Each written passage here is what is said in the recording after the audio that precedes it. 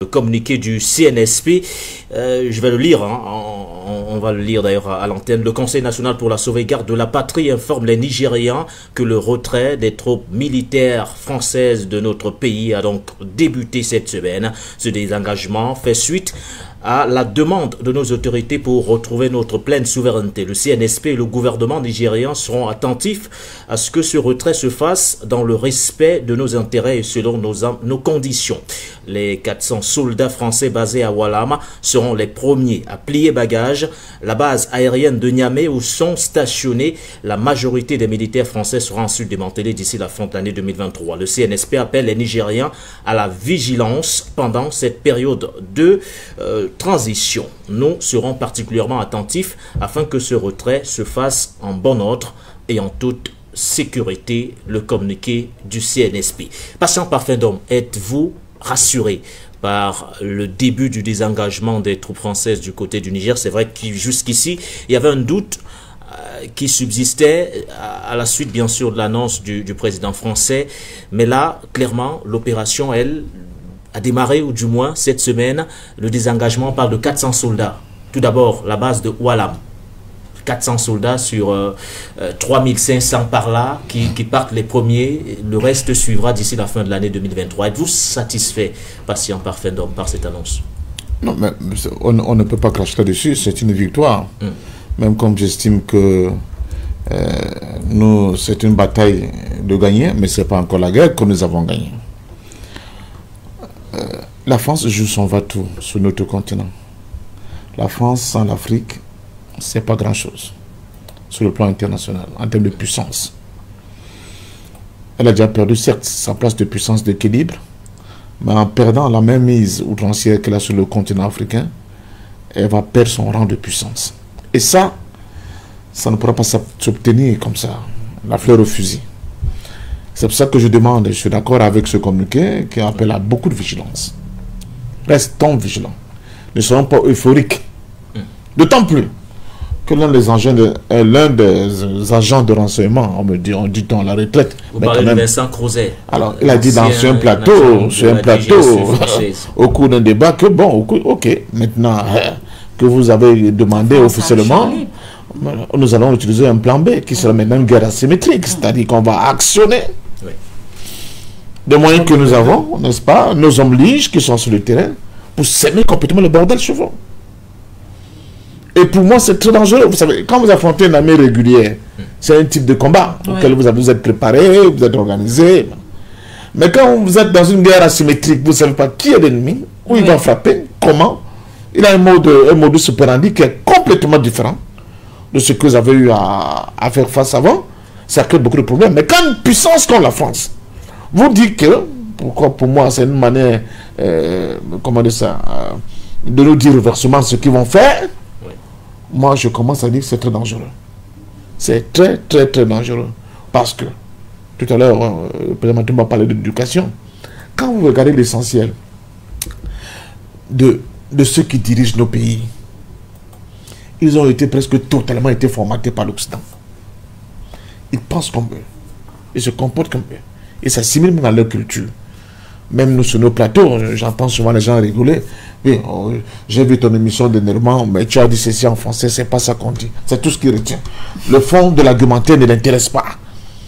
Ce qui l'intéresse, c'est que j'aurais dit, je suis un homme décisif, on ne dit pas ça, on dit un homme décidé. Vous voyez des conneries comme ça.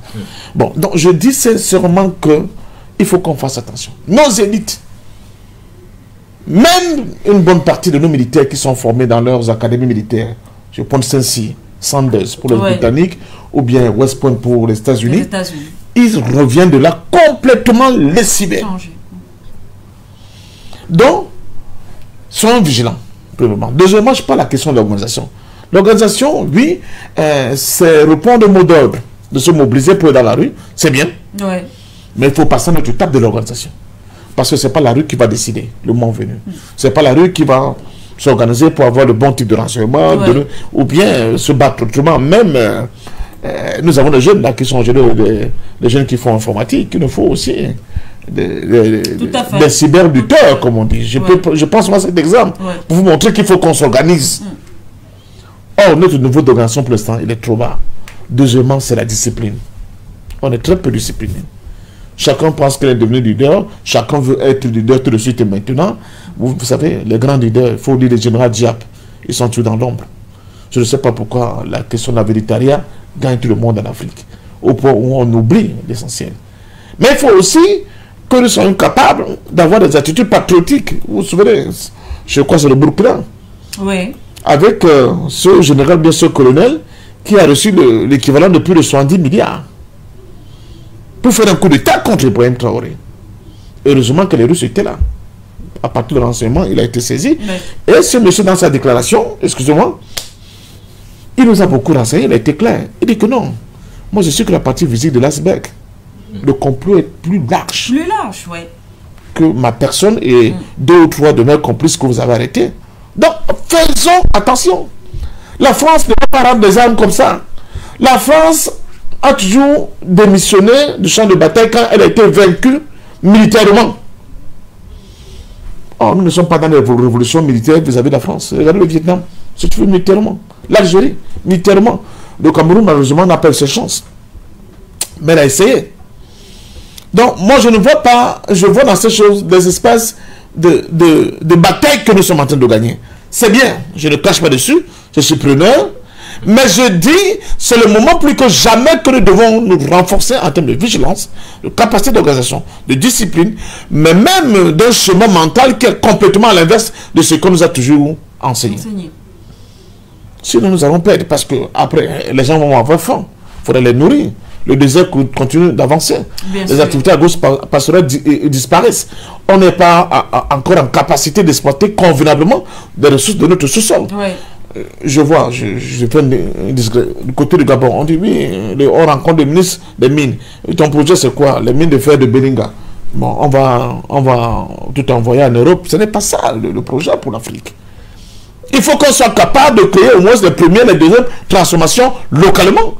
Pour s'enrichir, donner du boulot aux enfants. Comment on va s'en sortir avec cette idée que même si c'est l'uranium du Niger, il faut qu'il continue de partir comme ça à perdre au profit de manière brute? Non, non, non. Donc je crois que c'est là l'enjeu principal. Et ça demande une organisation, ça demande que les intellectuels s'impliquent, que les hommes d'affaires authentiquement panafricains et patriotiques s'impliquent, que n'est-ce pas, que les femmes qui ont souvent beaucoup d'idées, il n'y a jamais de révolution réussie sans l'apport à X majeur des femmes, que tout ce monde-là soit dans des organisations bien déterminées qui vont participer à apporter, n'est-ce pas, leur énergie, leur petite pierre pour que nous puissions vaincre. Maintenant, enfin, ce soir par là, c'est la question de notre unité. La charte de l'Iptako Gourma récemment fait entre le Mali, le Burkina Faso et le Niger. Merci. Il ne faut pas qu'elle se limite à l'aspect militaire. Il faut qu'elle déborde l'aspect militaire et qu'elle englobe complètement l'aspect politique. Il y a eu des conséquences de politique tout à l'heure. Oui. Quand M. Nicolas Sarkozy, après que les bandits de l'H2O aient été arrêtés au Tchad, il fait un discours. Il dit, je vais les chercher, quel qu'en soit ce qu'ils ont commis. Oui. Et il joint l'acte à la parole. Et c'est ce qu'il a fait, effectivement. Et il va les chercher, les ramener en France. C'est la puissance. Et ça, c'est le politique qui donne ce rapport de force-là. Le rapport de force militaire, c'est bon, mais il ne faut pas qu'on se limite à ce niveau. Imagine donc Sassou dit, j'irai chercher mon avion quelque Vous avez décidé de nous arracher la souris sur ce plateau aujourd'hui. Vous voyez? Donc, je crois sincèrement qu'il faut que les Africains prennent conscience des enjeux qui sont devant nous. Oui. Ces enjeux sont énormes, ils sont lourds, ils sont costauds. À nous de nous muscler, de lever notre niveau pour que nous soyons capables de répondre à ces gens-là qui continuent de penser que l'Afrique ne doit rester que la périphérie du monde, comme le disait comment il s'appelait, Edmund Kohl, le chancelier Kohl, oui, surtout pas que l'Afrique s'industrialise. Vous voyez, donc surtout pas que nous aussi nous sommes en capacité d'apporter du bonheur à notre propre peuple, avec nos propres idées, avec le cadre qu'on se serait fixé soi-même, mais surtout en toute souveraineté. Et ça, C'est ça l'aspect majeur de cette guerre que nous sommes en train de livrer à l'Occident, que j'appelle souvent la résolution du contentieux historique. Ce n'est que le début. Ce n'est que le début. Il faudra qu'on soit complètement, qu'on change complètement de paradigme en termes de réflexion, en termes d'idées, en termes de perception du monde, pour que, enfin, vraiment, le monde entier, et surtout ceux qui nous ont longtemps dominés, commencent à nous respecter. Merci à vous. N'oubliez surtout pas de vous abonner et d'activer la cloche de notification pour ne rater aucune de nos prochaines vidéos.